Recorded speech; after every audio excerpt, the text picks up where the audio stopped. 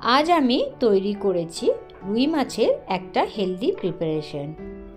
আমরা রুই মাছ অনেক সময় বেগুন, অনেক সময় শিম দিয়ে তৈরি করে থাকি, আলু তো বটে, কিন্তু আজ আমি তৈরি করব শীতকালে যে বিনসগুলো পাওয়া যায় সেটা দিয়ে এই রুই মাছের একটা হেলদি ঝোল। এটা শরীরের জন্য খুব ভালো, যেহেতু আমি এখানে কোনো মশলা বা আলু ইউজ করিনি, সেই জন্য এটা একটা হেলদি প্রিপারেশন।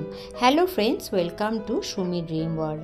চলো কিভাবে করলাম দেখা যাক। প্রথমে আমি 8 পিসের মতন মাছ নিয়ে হলুদ নুন দিয়ে ম্যারিনেট করে রাখলাম 15 মিনিটের জন্য। তারপর এইগুলোকে আমি সর্ষের তেলে ভাজলাম।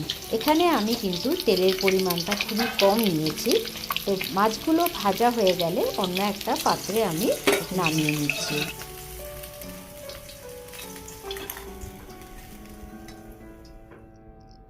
এবার অন্যদিকে আমি 16-17টার মতন বিনস নিয়েছি, নিয়ে মাঝখানে লম্বা করে কেটে কেটে নিয়েছি।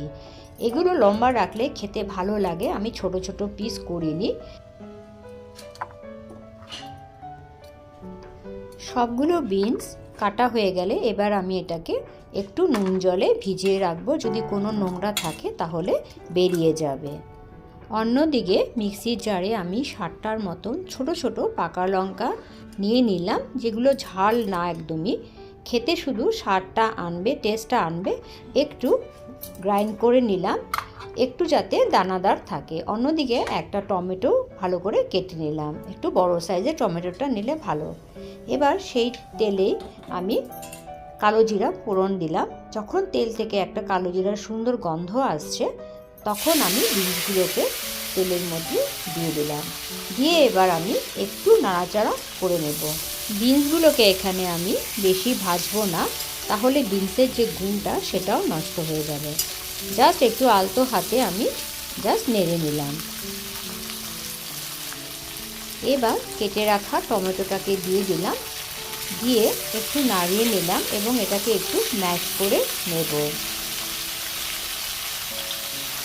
একটু সাথে নুনও দিয়ে দিলাম, হাফ টিস্পুনের মতো, দিয়ে এটাকে আমি এবার ঢেকে রাখবো মিডিয়াম আছে, যাতে টমেটোটা ভালো করে গলে যায়।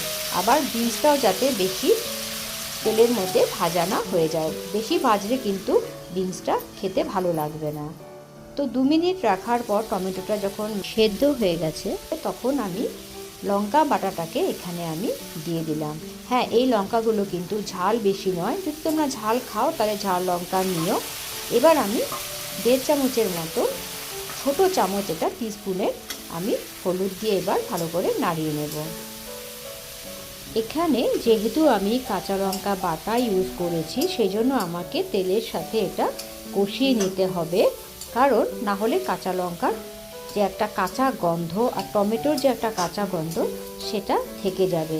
সেই জন্য ভালো করে এটা তেলের সাথে কষাতে হবে, যাতে কাঁচা গন্ধটা চলে যায়। তো এবার আমি একটু জল দিয়ে এটাকে আমি কষিয়ে নেব, যতক্ষণ পর্যন্ত না তেলটা মশলা থেকে বেরিয়ে আসে। তো তেলটা বেরিয়ে এসেছে, তো এবার আমি এটাকে একটু নেড়ে নিলাম, নিয়ে এবার গরম জল দিয়ে দেব। তোমরা যতটুকু ঝোল রাখতে চাও ততটুকুই জল দেবে। তো আমার যতটুকু ঝোল দরকার আমি সেই পরিমাণে জল দিলাম। এই মাছের প্রিপারেশনে ঝোলটা কম রাখলে ভালো, কারণ এখানে আমি কোনো মশলা ইউজ করিনি। ঝোল কম রাখলে খেতে স্বাদ হয়।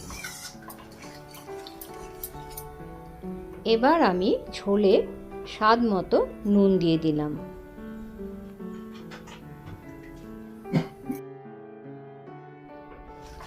যখন ঝোলটা ফুটে উঠবে, তখন আমি ভাজা মাছগুলোকে এক এক করে ঝোলের মধ্যে দিয়ে দিলাম।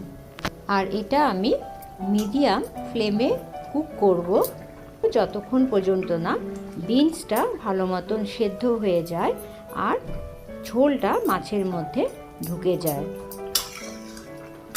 তবে বিনসগুলোকে একদমই সেদ্ধ করে নিলে কিন্তু ভালো লাগবে না খেতে, একটু কচকচে ভাব রাখতে হবে, তাহলে খেতে খুব ভালো লাগে।